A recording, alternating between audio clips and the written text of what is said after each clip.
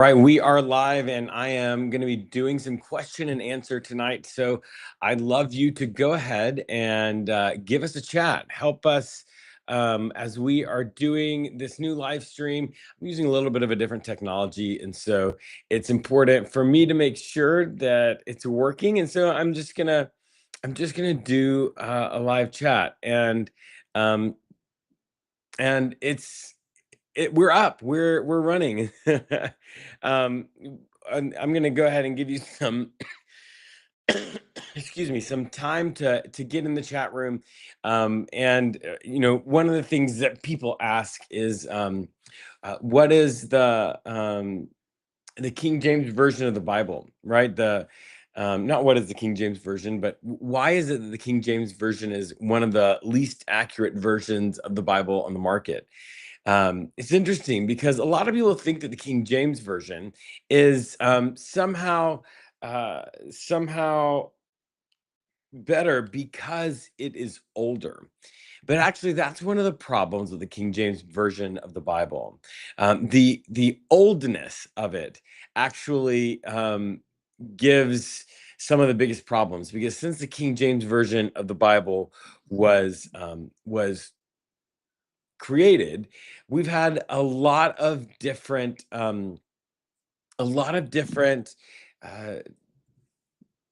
archaeological things happen, right? A lot of different codices and manuscripts that were have been found, and so it's important. Um, it's important for us to remember that as we are in this.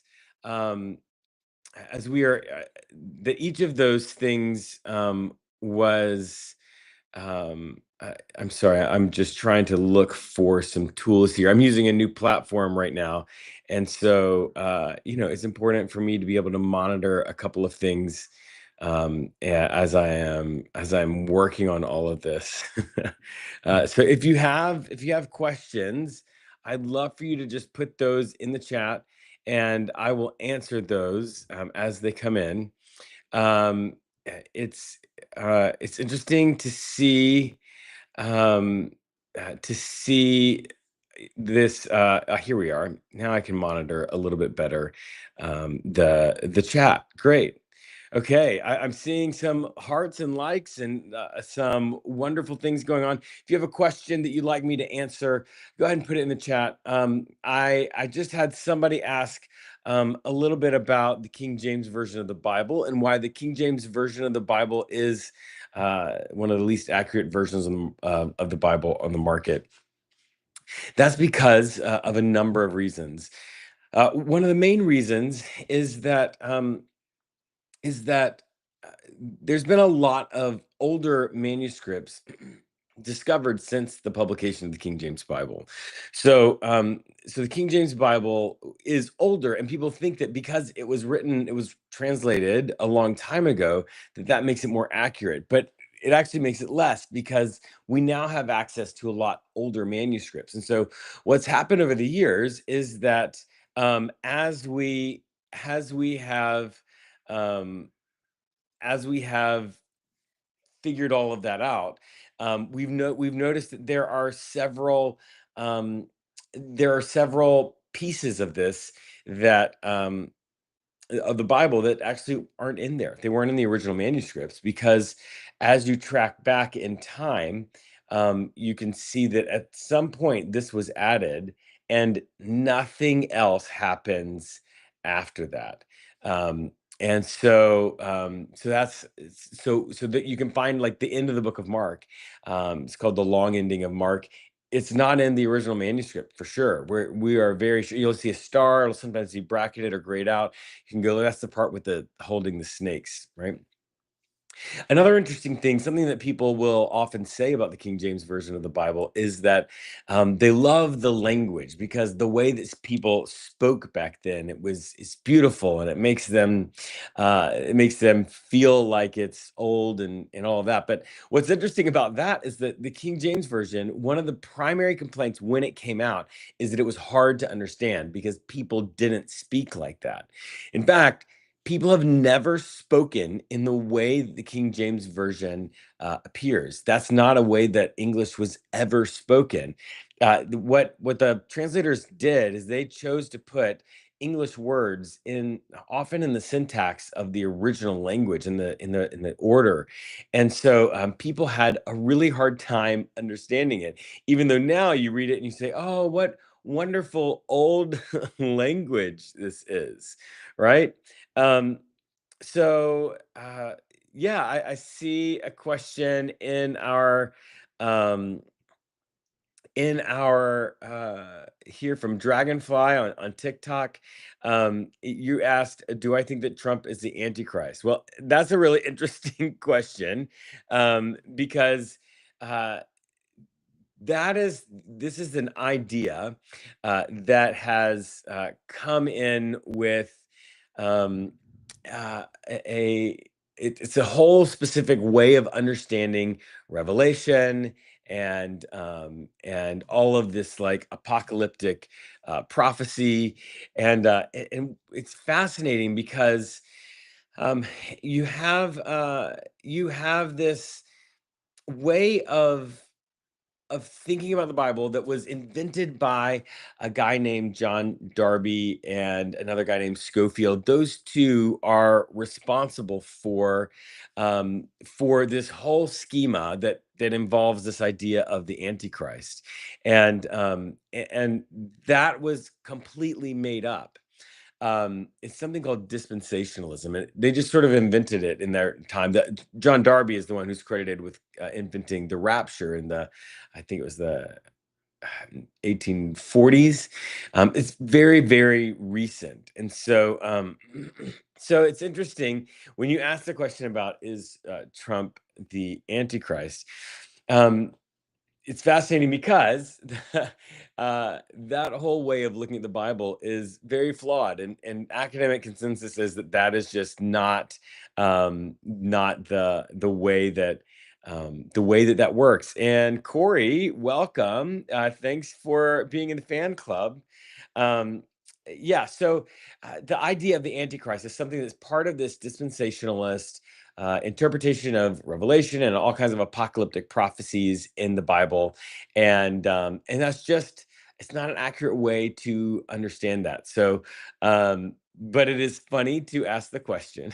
But it's interesting because really that's something that is a classic thing for people to say, right?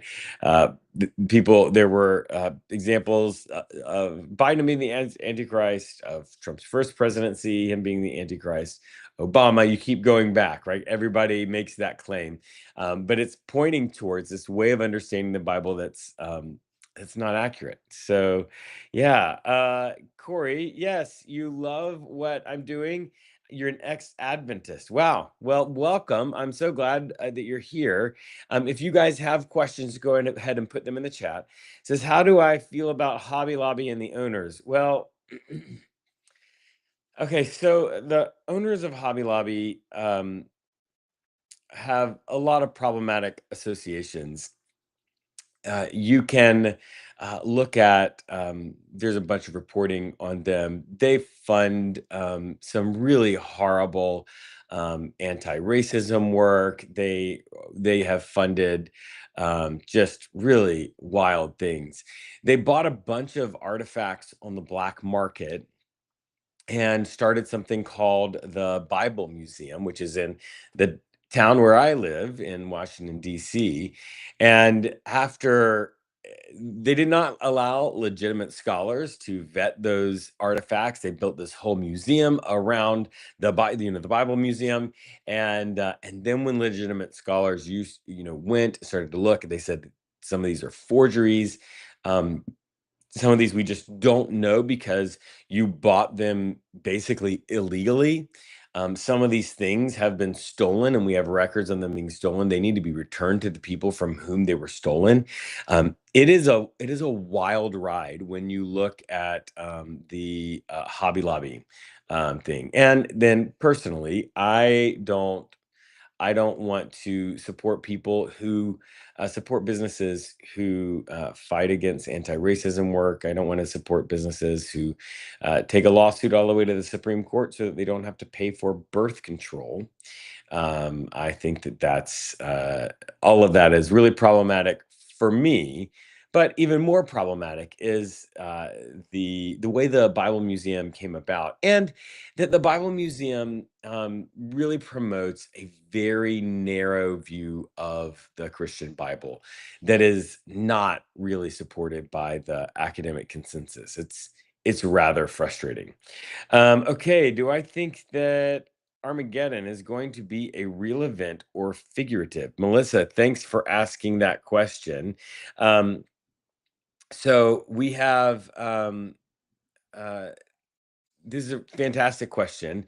Um, the reason that this question is so great is because um, there is an understanding of the Bible, the Book of Revelation, a bunch of apocalyptic literature in there that has been popularized by sort of fundamentalist evangelical groups, or just really evangelical groups in general. There's this series of books called the Left Behind series, a movie or two with Kirk Cameron in them in that series. And that whole thing is not supported by biblical scholars. So this is part of, when you said Armageddon, it's part of an interpretive scheme called dispensationalism. And dispensationalism has an enormous amount of things. We can't go into that. But when you think about things like the rapture, Armageddon, the 1,000-year reign of Christ, all of that was really invented in the 1800s by a guy named Schofield and another guy named John Darby. John Darby is the one responsible for the rapture. And biblical scholars, right, the academic consensus is that that whole way of interpreting and looking at those scriptures is not accurate. Those are not things that are meant to talk about things today, right? So yeah, the Armageddon, that idea. It's a great movie, by the way, with Bruce Willis. Love the movie, but the idea of looking at the Bible and interpreting it that way is not accurate. So what I would say, I guess, in response to you is, I don't think that it's a real event or figurative. I think it's not an accurate interpretation of those passages of the Bible. It's not actually something the Bible says. Um, okay, so Celestial Mage says it already happened. It was the Romans. Yeah, uh you said it was the Romans. Yeah, yeah. Yes, kind of. So the Book of Revelation was written to a specific people, specific place, in a specific time where they were being oppressed by the Romans, and that is like what they understood from the Book of Revelation was very much bound to the moment in which they were. So I can see how you would say that, Celestial Mage. B. White. This is Brian White, Morgan's dad. I tithed all my life. Why still the financial struggles? This is a really great question um, on a number of levels. The first one is this idea of tithing. So tithing, the way that it is popularly used in Christian circles is just really unfortunate because um, it's not in the Bible. So the word tithe is in the Bible. So I think it's important to say that. But what I'm trying to say is that it's not it's not 10%. In fact, the way it works in the Bible, it's assessed twice, and then there's an extra 2.5%. So really, it's 22.5%. Um, However, what was happening there is that they were a theocracy or a theocratic monarchy, depending on which part of the Bible you're reading. And so the church was the government was the church. And so giving the money to the church was also doing the things that your taxes do. And so the idea that there is some percentage that you were supposed to give is just erroneous. The other thing that is frustrating about what you're talking about is that there is often a promise made from pastors that if you do tithe, that God will heal your finances. That's not in the Bible either. There are a number of verses that are used, but when you zoom out and you look at them in context, generally what it's talking about is not financial reward, but the reward of being part of a community, the reward of what it means to, like, when you gather together and you pool your resources, you do good things together, and there's a reward from that. But also, when you're in a tightly knit community, when things get difficult, um, you support each other. It is not some sort of magical, I put money in and my finances are good. Um, so, um, I'm really sorry to. I know that sometimes my answers are disappointing, but yeah, yeah. I have felt multiple times like I've been duped in regards to tithing, like that I've been manipulated out of money, and that is so frustrating. Um, Melissa, you asked, so then do we go to heaven? Um, you know, the idea of the afterlife, there's not much really in the Bible that is concrete. Um, I remember I asked a rabbi one time, I said, what do Jewish people think about the afterlife?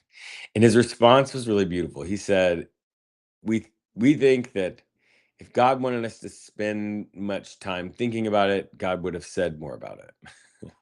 I love that because it sort of recognizes the Bible says very, very little. I mean, it's very sparse about anything in regards to the afterlife. And oftentimes it really mirrors what the culture at any given time believes about the afterlife. It's very different concepts when you like are in the early Old Testament where it talks about Sheol, everybody going to Sheol.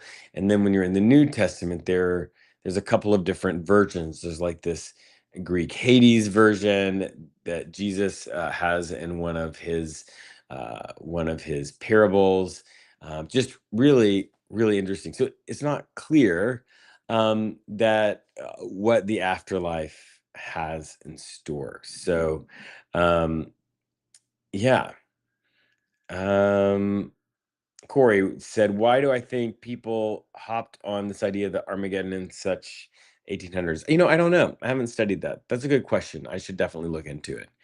Um, you said Reformed Evangelical here, studying the original church and Eastern Orthodox view on Revelations. Well, Stephanie, I'm so glad that you were able to join us today. I have not actually studied that viewpoint, so I'm I'd love you to DM me some more information about that. Opal, I started listening to you on Facebook Reels. I appreciate the history and perspective. Thank you. You are so welcome. I really appreciate that. Another thank you from Clark. I appreciate that. Melissa, what are my thoughts on spirituality? I'm not really sure what you're asking there. So maybe you could ask that ask that again in a different way or like a more specific question. I think that might help me a little bit. Um, okay, so we'll do another question. Um, do I believe the ultimate goal is to go to heaven? No, I don't think that at all.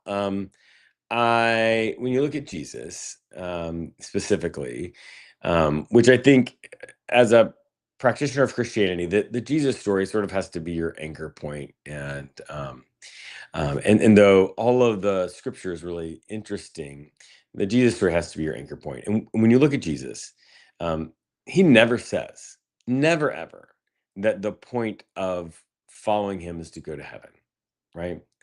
When you look at what Jesus says, his actions, it is very much about bringing love and justice and grace and peace right now. Is there some afterlife benefit? Maybe there is, but that is not the point. What Jesus does over and over again, he doesn't say like, if you want to go to heaven, you need to pray this 4 sentence prayer and you'll be good. No, he says over and over again, um, follow me. Like some version of follow me. Like, what should I do? Like, well, you gotta do what I told you, right? And when you look at the early Christian church, it's the same thing, right? They're not obsessed with the afterlife. That's not their thing. They're obsessed with whether or not Jesus is going to come back literally the next day. They spend a lot of time thinking about that, but really, what they were focused on is right here, right now, dealing with the problems and the grace and love and peace that we have here. So yeah, that's my thoughts on that. um, uh, so much of this. Oh, hang on, the comments are going fast. Sorry, guys. Um, uh, oh yeah, you left the LDS church because their tithing is so strict. I get that. Um, I just watched your video about not taking the Bible literally. Where do I draw the line? Oh, that's really easy. I draw the line everywhere. um, so what I say is you don't take the Bible literally, you take it seriously. And what that means is that you have to um, understand. Um, we look like we have gone off.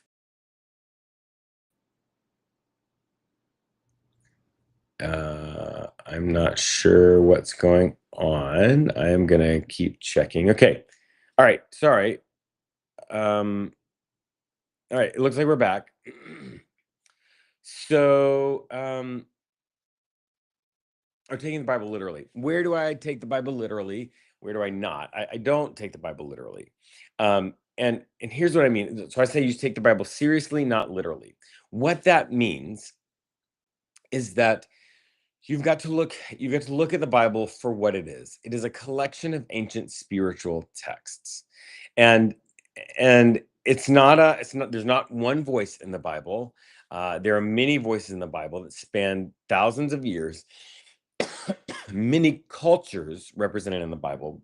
And so when you enter into something like that, like you probably did it growing up, you probably read the Beowulf or um the uh the Handmaid's Tale or Shakespeare. And when you approach that text, you approach it seriously, realizing that you're not going to fully understand it. You're going to have to understand the context and the culture in which it was written, right? We have to do the same thing with the Bible. And so um, there are parts of the Bible that are history, right? And when you look at history from a 21st century perspective, you say, oh, well, if it's a section that's history, that literally happened. No, that's taking 21st century historical values and placing them on the ancient historians. Ancient historians did not see history that way at all. For an ancient historian, their goal was to tell the truth of what happened using the events of what happened. And so they would look at our modern history and they'd say, we do a horrible job because the truth of what happened is not clear. And so what they would do, they would rearrange things, they would make some numbers more symbolic and significant. They would do all of that to try to get forward the truth that they were trying to show of what happened. And so when you say like, do you take that history literally? No, actually, you take it seriously. Did some of that stuff happen? Yes. Did it happen in that order? Maybe. But that's getting distracted. The real point is this is a spiritual text. What is the spiritual meaning? What is it trying to communicate to me spiritually? So And there's a lot of ways you do that. Actually, I have a chapter in my book, How to Not Suck as a Christian, that walks you through all of that. Um, so I hope that helps.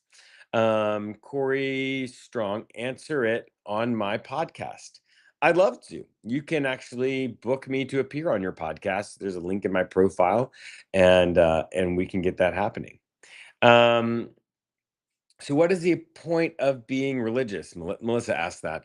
That's a great question because you had asked about heaven. The point of being religious is to have a sense of connection with God, right? To become the best version of yourself, to be empowered to be a better version of yourself that you couldn't do on your own, and to find a purpose greater than yourself. And for a lot of people, it's about experiencing community. It's not about going to heaven, right? That's not the point of religion. Religion has always been about the here and now, and that the divine and the divine's action in your life empowers you and gives you the insights, the purpose, the abilities that you need to do good today. I hope that helps. How does one reprogram the brain? I believe in God, but growing up LDS, I have a lot of guilt in not. It ended up. I think I know what you're saying. Um, yeah. This is 5677744. So here's the thing. You can. There's a lot of ways that we go about this. But what I'd say is, at the end of the day, what you're doing is you're just gathering new data, trying to figure out what that means for you, and choose beliefs based on that. Now, I have a little bit of a system that I use. When it comes to this sort of processing, I say, like, you start with a sacred text, whatever sacred text, whatever text you feel like is sacred, and try to see, like, what does that say about whatever the issue it is that you're looking at. And then once you have a sense of the sacred text and what it says, then you go and find people. They can be people that you know that are alive, right? People that you respect as spiritual people, and they can be people that have passed. You can find books of ancient philosophers or religious people, and you do those books, or you read that. So you get what the scripture says, your sacred text says. You get what the people you respect say. And you use your logical brain to put all that together, and whatever you believe, and then it's not over. Then you live that belief out. And I think that the way that it was described to me, that was the thing, the way I love it the most, is that your beliefs are vivified by experience. Your beliefs need to help you become the best version of yourself, find a purpose greater than yourself, and or experience transcendence, either God or just being able to rise above your circumstances. If it doesn't do that, if you feel like it's making you a worse person, it's not the right belief. You go back to the drawing board, you keep processing it. And when you have unraveled a number of beliefs at the same time, it can feel like a daunting process, but there's no rush. In fact, this is just what people do. Right? This is the good news is the same as the bad news. This is the normal part of being human, and it will be the rest of your life. So no rush, but also it's going to keep going. Um, all right. So I'm sorry, you guys have got a lot of really great questions. I'm trying to do my best. Do I believe we have more power than most believe? For example, manifesting. I, I don't know about man. I'm a deep skeptic. There are times when that feels like a real thing to me, and there are times when it doesn't. I know a lot of people who really believe that, and I feel like, for me, what I would say to you is, if that helps you become a better version of yourself, if you feel like you're more engaged, more connected to the universe or God or whatever, do it. Manifest away. Also, if you want to manifest something, I would love $1 million. So if you want to manifest that on my behalf, I would take it. But yeah, really, like I don't really know. Um, Curious on my thoughts of the shame culture in Christianity, more specifically Catholic. Yeah, no, shame culture in Christianity is frustrating and problematic. Um, and it's really just a method of control, right? It's ways that that that religion is appropriated by people in power to control other people. And what I just don't see um a helpful pattern there, where shame is something actually helpful. Shame is not a great motivator. It's Yeah, no, I'm not a fan. I spent the last 12 months of deconstruction, Reformation Experience 2025, the MBN network. I'm so happy for you, the Champagne Poppy. Um, all right, let's keep going. I recently recommended Comparing Religions by Jeffrey Kripal. I am not familiar with that work. So I don't know what I think about that. Um, okay. I have been studying theology wherever I have a few minutes to learn from a skeptic's perspective. I'm so happy for you. That seems really wonderful. Um, have you ever listened to this guy that says Trump is an antichrist? I'd love to see me debate him. My problem, yeah, I would do that. Um, my problem is that the whole interpretive scheme that includes the Antichrist is completely bogus. So it would not be um, a really interesting debate, because I'd say the academic consensus is this underlying interpretive scheme was made up by a guy named Schofield and another guy named John Darby. And so it's not valid. So he can't be the Antichrist because the Antichrist isn't a thing in the way you're suggesting it. Sorry. Okay. When I read the Bible, it's hard to read as fact or history. I believe in God, but it seems like a story. I think that's a really great way to look at it. 5, 6, 7, 7, 7, 4. Um, uh, a story's not a bad way, because the way people thought about history in the past is very different than the way we think about history now. Um, as long as I feel like as long as you're taking it seriously, it's a collection of ancient spiritual texts. That's what it is. There's prayers, there's philosophy, there's theology, there's stories of a people becoming a nation, right? There's stories of wars and power struggles, and really a lot of stories of completely broken families. Yeah, I think you're not in a bad place. But do I think it's true? Yeah, I would say I think that the Bible is true, but truth is a big term, right? Like, things can be true the way an IKEA manual is true. I don't really think the Bible is true like that. Things can also be true the way that poetry is true, right? Like I don't think that the Bible is true because it happened in the past. I think the kind of truth that we find in the Bible is because it happens now, right? The story of Adam and Eve, for example. Who knows? Scientists would argue that this is a completely bogus story as far as the science side of it is concerned. However, the human side of it, the idea that like everything is messed up because we keep making our own bad decisions when faced with a decision where we have good, wonderful, productive, healthy relationships and all of this stuff, healthy relationship with the earth, with God, with each other, with work, and something else, we choose something else over and over again. That story is not true because it happened in the past. That story is true because it happens every day. So yeah, I think the Bible's true. Do you think there's any validity in the Apocrypha? Well, the Apocrypha it's part of the canon. So the short form of how the Apocrypha happened is, there was some flexing of what was considered part of the Old Testament, and by the time Martin Luther came, he separated the Apocrypha separate and said, okay, this is something different.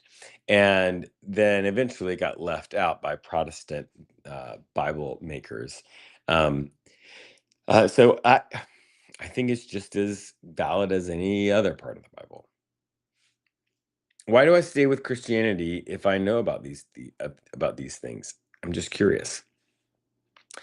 You know, I stay with Christianity because it has helped me become a much better version of myself. Uh, it has brought me wonderful community, uh, and and I find a lot of life in this tradition.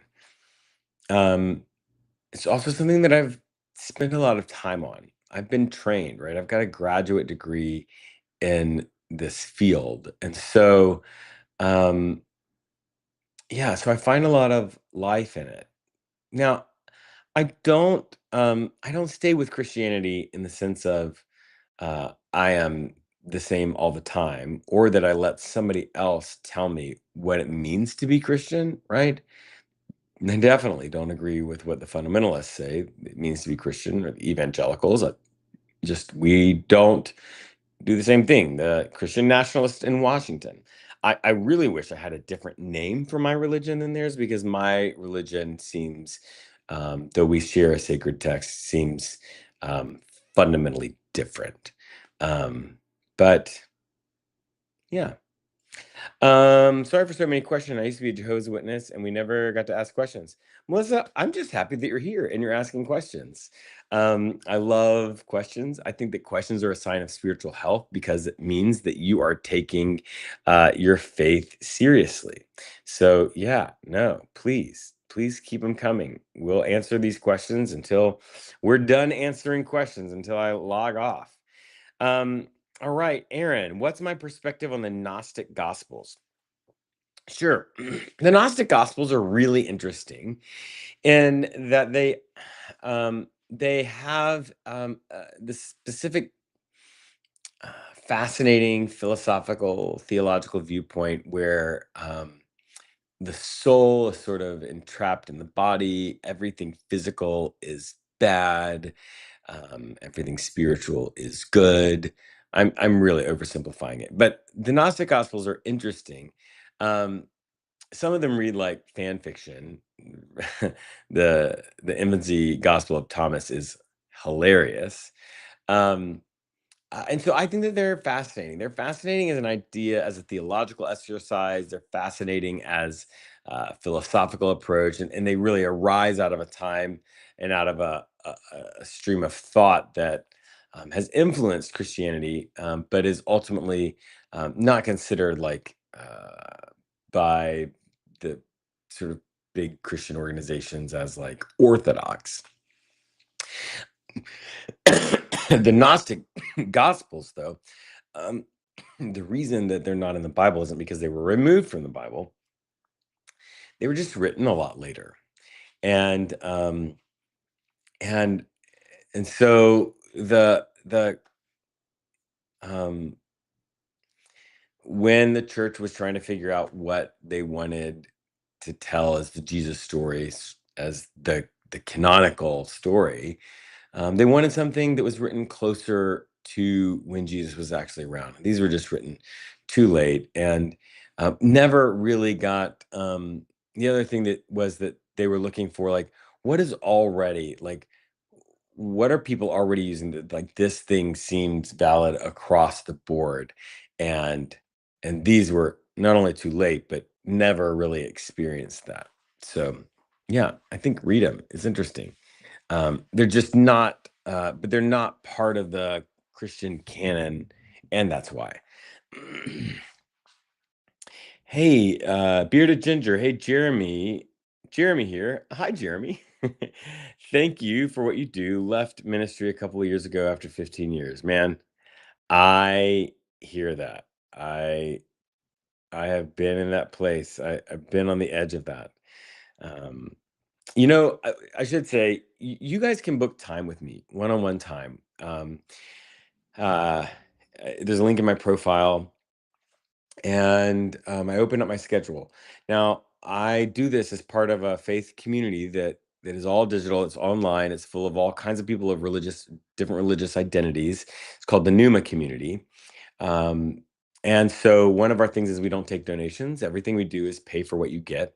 And so if you click the link, you can pay for some time, get on my calendar, and we can have a one-on-one. I do many of those every single week. It is absolutely fantastic. Um, am I Jewish? No, I am ordained in the United Methodist Church. Do I regularly go live? Yes, I do. I do regularly go live. This is very interesting. Yeah, no problem. Thank you for that. Yeah, I do that, and I need to establish a regular schedule. I don't have that, but yeah, I do this a couple of times a week in some way. Dave, thank you. Good night. You are welcome. Can I deep dive into Revelations chapter 3, verse 15 and 16? Well, let's see. 3:15 to 16. Let me see if I just have something I can say of that. Oh yes, the lukewarm. I don't have a lot of, I've not done the work anytime recently to be able to tell you scholarship or academic consensus. This is a letter to a specific church, and so those are often very contextual. Um, I'll be honest, I wouldn't feel comfortable teaching about that right now because it's been a long time since I've read some of the scholarship on that, and I don't have it on my fingertips. But I should do actually should do a video on that. I'm gonna put that on my list. I actually do have a list that I keep when people ask me um, for information. I don't have it. I do the research and I make a video. And so a lot of the videos I have is stuff that people have asked for. Um, all right. What message? That message about haunted me on Sunday. I am not sure what you're talking about, crispy egg and avocado. Jesse in the wild. If God is all knowing, why did he create a world that would fall knowing all of the suffering? This is a classic philosophical conundrum. It's a like a logic fault that happens. And I'll be honest, there are a number of different ways that people answer that question. None of them are very good. There's a whole like area of philosophy that focuses on answering that question. I remember being in a freshman philosophy class and us diving into that, and all the freshmen could fault every single one of them in just a couple of minutes. I don't think there's a good answer. Um, and yeah, so for me, I have a lot of things that just end up in the category of mystery. And that's one of them. If I ever find a really good answer, though, I will definitely tell you. Do I believe in hell? I don't know. Do I believe in what most people think of as hell, like the modern idea? Absolutely not. The Bible is just not clear on hell. And so when you look at this idea, the modern idea that people say normally when they're using hell, is something called eternal conscious punishment. When you make finite decisions here in this life, you will for eternity be punished um, for those deeds, and you will be conscious of it. Um, and the burning, all of that stuff. I don't find that in the Bible. It's definitely not like from the beginning to the end in the Bible, right? So at the very beginning of the Bible, it's something called Sheol, and Sheol is the afterlife for everybody. It's the land of the dead. Everybody descends to Sheol, and it's like a neutral to negative existence. There is the permanence of the soul in general, thought of in that, and you can even see it where they can call people up. They have mediums that'll be able to talk to the people who have passed. Um, so that's the Old Testament. As you get closer to The New Testament, it begins to they begin to get into this problem. The problem is that if you're God's people, God is the strongest God, and you are oppressed by a foreign uh, ruler that seems to not be being punished in this life. What does that mean? Um, uh, and you got to reconcile that. And so then there was this beginning of like, okay, there's got to be some afterlife. Like maybe the punishment's not going to happen here; it's going to happen in the afterlife. And so there began to be a little bit of like, oh, maybe there's this temporary punishment in the afterlife. In the New Testament, you have something called Gehenna. Gehenna is a trash dump. It's popular. There's a popularized idea that it was they burnt them. They burnt the trash. I'd even taught this before. They burnt the trash. There's burning. There's blood. There's gnashing of teeth. Actually, no, that happened way after the Bible was written. It did happen, but way after. But that's Gehenna is a place. It's the Hinnom Valley. This is a place where in the past people made child sacrifices. It is evil. It is like the epitome of evil. That's what's going on with Gehenna. And then there's Hades. And Hades, you did Greek mythology, right? Hades is the land of the dead. Some people have a good experience, some people have a bad experience based on their life. Jesus tells a story of the rich man and Lazarus. The rich man and Lazarus are in Hades. The rich man is experiencing torment. Lazarus is experiencing a great life. He's with Abraham, and yeah, it's not clear. I've got some great videos on that if you want to go more in depth. It's also I've got an in-depth chapter in my book about that. Um, yeah, no problem, Sharon, about the Schofield and Darby thing. I was traumatized that that's great. I'm looking for another question. Um, you just got in a CPE as an agnostic. Way to go. That's really cool. Um, yeah, the Book of Enoch. It's great. You should read it. You should read it. Um, It was it was read by a lot of people it was really popular during the first century. You actually hear a bunch of echoes of Enoch in that time. You can find some echoes of it in the New Testament. Yeah, you should look at it. It's a really interesting book. Um, um, oh, look, look at this. My thing just skipped. I'm sorry, guys. If you had asked a question that I didn't, yes, I am in Nova, Julia. You can, guys, if you want, you can book time with me. I do this full time online, and my community doesn't accept donations because we were all manipulated out of money, and the Bible doesn't say that tithing is a real thing. So instead, everything's pay for what you get. You can subscribe to this. We have this group called Not Church. I'll tell you about that. But you can also just go to my profile and you can get on there. You can book some time with me. We ask you to pay for that time, though we're not part of trying to be a capitalistic, systemic injustice. If you can't pay, we'll, we've got a way to not do that. Not Church is the same thing. Not Church is this wonderful spiritual community of people that have all kinds of different religious identities, and all of them have been messed up by the church. It's a spiritual community where people talk about religious things, and also just a community. Like we have a channel where people post pictures of their pets, right?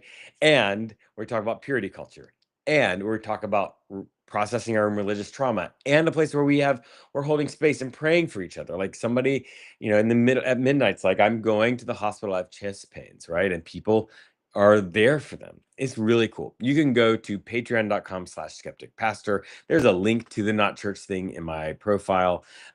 Yeah, you should check it out. It's $3 a month. And if it doesn't work for you, just stop paying. It's okay. It's only $3. Um, all right. All right. Let's see what we've got. Um,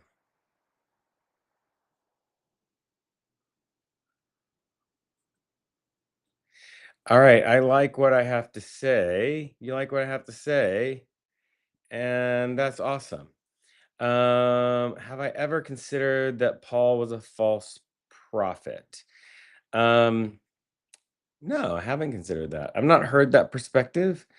Um, yeah. Let's see. Tithing 10% isn't real. Yeah, yeah. I'll tell you about that. Pretty breeze wax.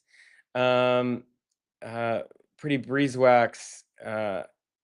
There is the word tithing is in the Bible, but it actually, who the Bible is, it has is actually 10% is assessed twice. There's also 2.5%, so it's really 22.5%.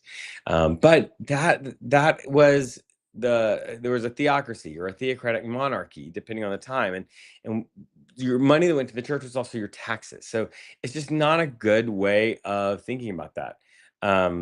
Yeah, yeah. Um, all right. Guys, it is I just see Dylan. Uh I have a video on trans stuff. You should check it out. It's easier sometimes to search my um yeah, to search my YouTube, but yeah. Thank you guys so much. This has been wonderful and I can't wait to see you next time.